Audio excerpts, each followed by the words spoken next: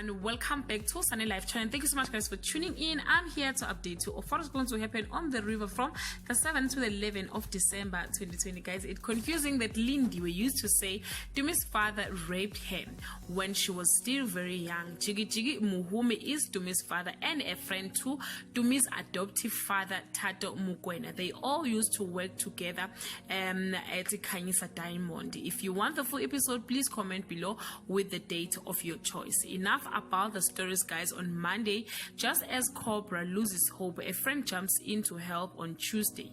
Flora is upset when she learns that her kind act has backfired. Cobra hears the outcome of the fight of his life on Wednesday. Cobra struggles to deal with the loss of his loved one, and an old enemy throws a spinner in Lindiwe's work on Thursday. The deaconess prepares for Lindiwe's make or break interview. A miscommunication between friends leads to some hurtful discoveries on Friday. Lindiwe received devastating news, and Cobra attempt to amend a broken relationship yield no results. Guys, this is all I have for today. You can leave your comment below and share your thoughts. Bye.